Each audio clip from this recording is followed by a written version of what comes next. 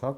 අද අපි කතා කරන්නේ ඔබට ඉතා ප්‍රයෝජනවත් මාතෘකාවක්. ඒක මිට කතා කරපු ජ්‍යොතිෂයේ වස්තු විද්‍යාවේ ඉතුරු කොටස.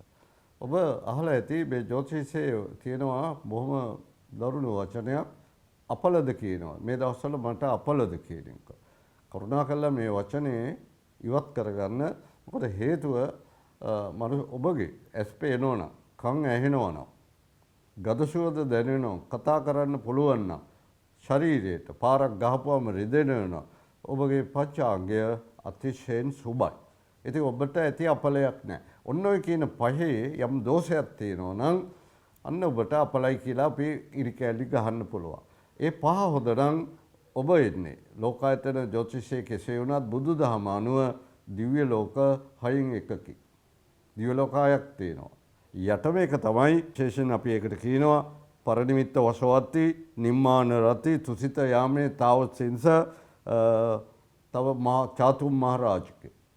එතකොට මෙන්න මේ පහේ ඉඳලා එන එකේ තමයි පංචාංගයේ හොඳ. යම් විදියකින් ඔබගේ කේන්දරේ ඔය පාත් හොදට තියාගෙන යම් පංචමහා පුරුෂ යෝගයක් දෙනවනම්. දැන් පංචමහා පුරුෂ යෝග කියන්නේ පංච ග්‍රහයෝ ඉන්නවා. කුජ ඒ ග්‍රහයෝ කේන්ද්‍රස්ථාන 1-4-7 ශෝක් ක්ෂේත්‍ර වෙලා එහෙම නැත්නම් උච්ච ක්ෂේත්‍ර වෙලා දිබ්බල වෙලා හිටියොත් කුජගෙන් එනවා රුචක යෝගය. අනිවාර්යයෙන්ම නිල ඇඳුමක් අදින වෘත්තියක් ඒකෙන් ජීවත් වෙන ප්‍රසිද්ධ වෙන කරුණු වෙනවා. ගුරුගෙන් එනවා ගුරු වංශ යෝගය. ඒක ප්‍රඥාව උසස් අධ්‍යාපනයට යාම ඒ ඔක්කොම එනවා. බුද්ධියට අධිපතිය. බුද්ධගේ පංචමහා පුරුෂ යෝගයක් වෙනවා අපි දැකලා තියෙනවා. ආචාර්ය මහාචාර්යවරු වෙනවා. ඒ රටට අත්‍යවශ්‍ය පුද්ගලයෝ බවට පත් වෙනවා. උගත්කම දීර්ඝ කාලයක් පුරා හම්බ කරනවා. තව තියෙනවා සිකුරුගෙන් එනවා යෝගියක්. ඒ එන්නේ මාලවී යෝගය. ගෙවල් දොරවල් ඉඩකඩ යාන වාහන බඩමුට්ටු ඇඳුම් පැළඳුම් සෞන්දර්ය විශේෂකට දක්ෂකම් සියලුම දේවල් ලැබෙනවා. තව එකක් තියෙනවා සෙනසුරුගේ. සෙනසුරුගෙන් පංචමහා පුරුෂ යෝගය තමයි සස. මේක තමයි තා බලවත්ම යෝගය. විශේෂයෙන් ලංකාවේ ජීවත් වන අපිට නිදහස හම් වෙනකොට 1948 පෙබරවාරි 4 සුදු ජාතික අධිරාජ්‍යවාදීන් අපට නිදහස දෙනකොට එවෙලේ විශ්වයේ උපත වගේ තිබුණේ පහළ වෙලා කුම්භ රාශිය එකත් එක. ලෝකායතන ජ්‍යොතිෂ විද්‍යාවේ පෘථිවිය බෙදනකොට, පෘථිවිය වර්ගීකරනකොට අපි වැටෙන්නේ කුම්භ රාශියට. කටක නිවර්තනය, අනිත් පැත්තෙන් මකර නිවර්තනය. මකර නිවර්තනයේ තියෙන්නේ දක්ෂිණ දේශාංශකවල, කටක නිවර්තනයේ තියෙන්නේ උත්තර පැත්තේ. මේ දෙක මැද්දේ තියෙන රටක් තමයි අපිට තියෙන්නේ. එතකොට මේකේ කුම්භ රාශියට තමයි අපේ රට අයිති වෙන්නේ. අර අපිට නිදහස දෙනකොට උදා වෙච්ච තියෙන රටේ. ශනි උච්ච වුණාම එනවා සස යෝගය. මේ ලංකාවත් කුම්භයට අයිති වුණොත් ඒගොල්ලෝ ප්‍රසිද්ධ වෙනවා. ඒගොල්ලෝ ශිල්ප ශාස්ත්‍ර හදාරනවා. ඒ විතර නෙමෙයි හොඳට මතක තියාගන්න මේ යෝගයෙන් සිල්වත් වෙනවා. ඔබට සෙනසුරු නෙමෙයි, සෙනසුරුගේ මුළු හත්පොතු පරම්පරාවම ඔබගේ ගෙදර ආවත් ඔබට කිසි දෙයක් වෙන්නේ නැහැ. ඒකයි මේක කියන්නේ. ලෝකායතන ජ්‍යොතිෂ විද්‍යාවේදී මෙන්න මේ පංචමහා පුරුෂ යෝගයක් සහිත ඔබ මේ ලෝකයට ඇවිල්ලා තියෙනවා බුදුදහම අනුව ඒ ඉන්නේ බ්‍රහ්ම ලෝකයකින්. බ්‍රහ්ම ලෝක 16ක් තියෙනවා. ඊගාවට ඊටත් වඩා දෙක තුනකින් ආවොත් මේ බ්‍රහ්ම ලෝකවල වලත් ආපස්සර බ්‍රහ්ම ලෝකයට උඩින් එවුවා. ඊට අමතරව තියෙනවා තව ලෝකවල 4ක් බුදුදහම අනුව. ඒවට කියනවා අරූප ලෝක. නේව සංඥා, න සංඥා, ආකින්ජඤ්ඤායතනය, ආකාසඤ්ඤායතනය, විඤ්ඤාණායතනය කියලා. පළවෙනි එකේ ආවුෂ මහා කල්ප 84000ක්. එතකොට දිව්‍ය ලෝකවල වල ප්‍රසිද්ධ දිව්‍ය ලෝකයක් තමයි තුසිත, තාවතින්ස. අපේ තථාගත බුදු පියාණන් වහන්සේත් පස්මහා බැලුවේ ඒවවල. එවිලා තමයි මේ උපුතුයි. එතකොට මේ ලෝකායතන ජ්‍යොතිෂ විද්‍යාව අනුව දැන් බුදු පියාණන් වහන්සේ පිරිනමන පාලා බුද්ධ වර්ෂ 2568 69 එන්නේ මේ වලට. ඒ ලෝකේ අපි ගමු දෙවනි එක මොකද්ද? තාවතින්ස. තුසිත දිව්‍ය ලෝකේ ආවුෂ නිත්‍ය ආවුෂ කලින් මැරෙන්නේ අපි වගේ. ඒ ආවුෂ දිව්‍ය අවුරුදු 1000ක්. දිව්‍ය අවුරුදු 1000ක් කියන්නේ මනුෂ්‍ය ලෝකේ අවුරුදු 100ක් එක දවසක්. එතකොට 2568 100ෙන් බෙදුවාම ඒ ලෝකයේ දවස් 25.6යි දවස් 26ක් නෑ. ඔන්න ලෝකායතන පැත්ත. පංචමහා පුරුෂයෝග නම් එන්නේ හොඳයි. ඉතින් ඔබට අපලයක් නෑ. මෙතන තියෙන්නේ මේ ග්‍රහ ගමන, චේෂ්ඨා බලය, ග්‍රහයන්ගේ ගමන අනුව ඔබගේ කේන්දරේ දැන් මොකද වෙලා තියෙන්නේ? ගයක් හදන්න පුළුවන්ද? ඔබට ඒ ගෙදර පස්ස තියෙනවද? ගෙදර අයවැය ආදී වර්ගය. ඒක निराකරණය මේ පැත්තෙන් පුළුවන්. වස්තු විද්‍යාවේදී අපි කතා කරනවා ආය ආදී වර්ගය. ගෙට අයට වැඩි වැය වැඩි නම් හදා ගන්න ඕනේ. ගෙට අංශකේ ප්‍රේත අංශකේ නම් ඒක හදා ගන්න. ඒ වගේ ලෝකායතන ජ්‍යොතිෂ විද්‍යාවේදී මේ සූර්යයා වටා භ්‍රමණය වන මේ ග්‍රහ ලෝකයේ ගමන් මාර්ග ග්‍රහයන්ගේ ගමන් මාර්ගයේ අනුව ඔබට පුළුවන් මේ ලෝකායතන ජ්‍යොතිෂයෙන් යමක් ඔබට වෙන්න තියෙනවා නම් කල්තියා බලා ගන්න. ඒක බලා ගන්න පුළුවන් ඔබ ආපු විලාසය. අපල නෙමෙයි. ඒවට කියන්නේ ග්‍රහ දෝෂ. බුදුදහම අනුව ග්‍රහ දෝෂ කියන්නේ පූර්ව කර්ම දෝෂ. කතෝලික ආගමේ කියන්නේ දෙවියන් වහන්සේගේ ආශිර්වාදයේ නොලබෙන විදිය. එතනින් ගියාම වෙනත් ආගම් වලත් ඒ විදිහට යම් කරුණු යෙදෙනවා. සමහරක් ආගම් වල උගන්වනවා ඔබගේ પરම්පරාවේ මියගිය යම් ඥාතියෙක් කරපු පාපයක් ඔබ වෙත පැමිණ ඒකෙන් දුක් විඳිනවාද? එතකොට ලෝකායතන ජ්‍යොතිෂ විද්‍යාවේ ප්‍රසිද්ධ කාක බුදුජන්දර නාඩි වාක්‍යය කියනවා ඔව් එහෙම වෙන්න පුළුවන්. දැන් ඔය අපි යම්කිසි රෝගයක් වැළඳිලා ප්‍රතිකාර ගියාම ඒ වෛද්‍යවරු අහනවා අපෙන් ඔය ලෙඩේ ඔයාගේ අම්මට තාත්තට ආච්චිට 100ට තිබුණා.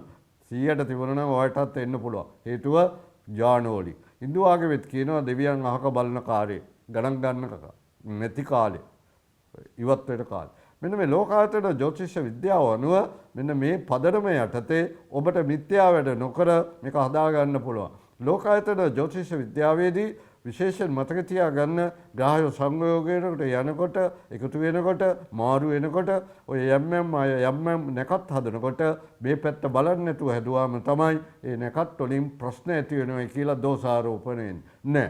ජ්‍යොතිෂයෙන් කවදාකවත් කදු කඩා වැටෙන නායම් ගංගතුරු ගැනීම කවදාකවත් වෙන්නේ නැහැ. ඒක ජ්‍යොතිෂය අනුව නෙමෙයි වෙන්නේ. ඒක අර සුභා ධර්ම නියාමයේ අනුව. දැන් සූර්යාගේ වටේ පෘථිවිය ගමන් කරනවද ගමන් කරනවද?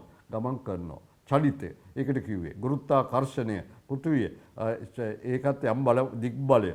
එහෙම කියනවා ජ්‍යොතිෂ විද්‍යාවේ විද්‍යාවේදී තව ඔය සමාන දේවල් භාවිතා කරනවා. එතකොට දැන් සූර්යයා වටා ගමන් කරන ග්‍රහයන්ගේ චලිතය වෙනස් වෙලා තියෙන්නේ. ඒක කාකා බුදුජන්දර ඉසින් වහන්සේ පසුගිය වැඩසටහනේදී මම කිව්වා වගේ ඒක ඈත් වෙලා තියෙනවා. ඒ වෙනුවට ක්‍රම සහ විධි තියෙනවා භාවිතා කරන්න. උන්වහන්සේ කියනවා ඒ තුලින් ඒ විධි පාවිච්චි කරන්න. දැන් මේවා ප්‍රසිද්ධ කරන්න බෑ. ප්‍රසිද්ධ කරපු ගමන් ඔබ මේවා ආයතා විදියට වැරදි මිනිස්සු අතටපත් වෙලා මේකෙන් ආයතා වැඩ කරනවා. ඒක කාක බුදුජන්දර ඉසින් වහන්සේ විතරක් නෙමෙයි පරාසර නාරද ඉසියොරෙත් කියනවා. ඒ නිසා ඔබට ඔබගේ ගේ ඉඩමේ පස්ස තියෙනවා නම් ලෝකායතන ජ්‍යොතිෂයේදී ඔබට මේක බලන්න පැත්ත මොකද්ද? ගණිතය මහ දසා අතුරු දසා විදසා කොහොමද යන්නේ? ප්‍රාණ දසා කොහොමද යන්නේ? ප්‍රාණ දසාවෙන් තමයි කියන්නේ දවසේ පලාපලේ. දවස හොඳද නැද්ද? එතකොට විදසාවෙන් තමයි කියන්නේ සතියේ ඔබට කොහොමද? හොඳ වැඩ කරන්න පුළුවන්ද? ගමන් යන්න පුළුවන්?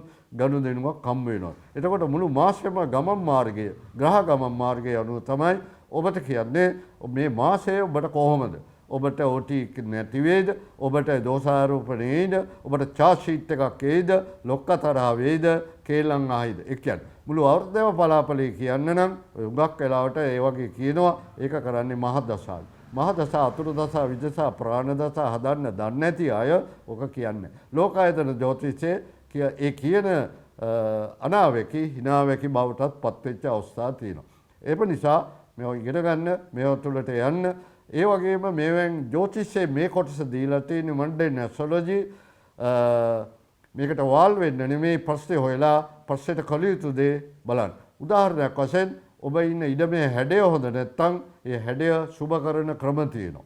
ගල් වැටි දාලා, ගඩොල් බැමු දාලා, ඒ වගේම යම් වෙන්කිරීම් ඇති කළා, ගඩොල් පෙලක්, කොන්ක්‍රීට් තීරුවක්, ගල් වැටියක් එහෙම දාලා ඉඩම සුබ කළා. හැබැයි මතක තියාගන්න ඉඩම සුබ කළාට බෑ. ඒ ඉඩමේ සතරකොන් ජ්‍යොතිෂයේ වාස්තු විද්‍යානුකූලව ආරක්ෂා කරගන්න. එහෙම නොකළොත් ඒක හරියට අර මේ විශේෂයෙන් අර ශරීරයේ ප්‍රතිශක්තිය පරිස්සම් කරගත්තට ලෙඩ බෝ වෙනවා වගේ වැඩක් වෙන්න පුළුවන්. ඔබ මේ පැත්ත පරිස්සම් කරගන්න කලබල වෙන්න එපා. ලෝකායතන ජ්‍යොතිෂ විද්‍යාවේදී හැම දෙයක්ම ජ්‍යොතිෂය අනුව වෙන බව කිසිසේත් කියන්න එකක බුදුජානක ඍෂීන් වහන්සේ කියනවා කලියුග වර්ෂ 5000න් පස්සේ කැරකෙන වේගය යනවා වෙනස් වෙනවා. එතකොට ඒ අනුව කටයුතු කරන්න. එතකොට මෙන්න මේ අනුව කටයුතු නොකරන අයගේ පලාපලය ඔබට වැරදෙන්න පුළුවන්. ඒක ජ්‍යොතිෂයට වාල් වීම මත වැරදෙන්න පුළුවන්. කරුණාකර මිත්‍යා දෘෂ්ටි වලින් ඉවත් වෙලා නිර්මල ඉෂිවරු ප්‍රකාශිත මේ ජ්‍යොතිෂ විද්‍යාවට නැඹුරු වෙන්න. ලෝකායතන ජ්‍යොතිෂ විද්‍යාවේ තව එකක් කියනවා ඔබ නිවන් දකින්න පුළුවන් නම් ඔබ යම්කිසි මාර්ගඵලයක් ලබන්න නම් ඒක ආරම්භ කරන්න. ඒකට තමයි ඔබ ඇවිල්ලා ඉන්නේ. කලකිනී බුදු කෙනෙකුන් උපදින්නේ දුකකිනී මිනිසත් බව ලැබගන්නේ. මේ ආව ගමන ඒකටයි යන්න තියෙන්නේ. මෙතනින් අපාගත වෙනවද? මෙතනින් දිව්‍ය ලෝකේ යනවද? ඔය තීන්දුව වෙන්නේ ලෝකායතන ජ්‍යොතිෂයේ රටේ ග්‍රහය දුකට අධිපතිය සෙනසුරු.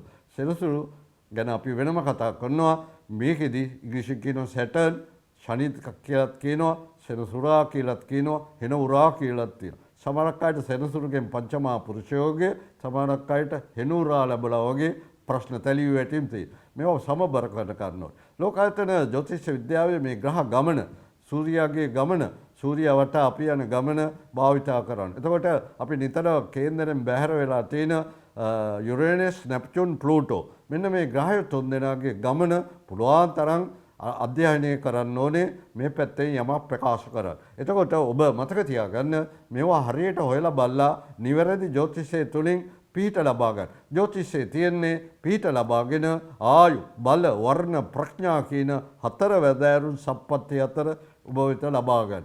නැතුව හොර වැරකම් මිත්‍යා දෘෂ්ටික වලට රැවටිලා කටයුතු කරන්න නෙමෙයි. විශේෂයෙන් මතක තියාගන්න ඔබට මේ ලෝකායතන ජ්‍යොතිෂය අපේ රටේ දියුණු නැති නිසා විශාල අසුබ වැඩ රාශියක් සිද්ධ වෙලා තියෙනවා.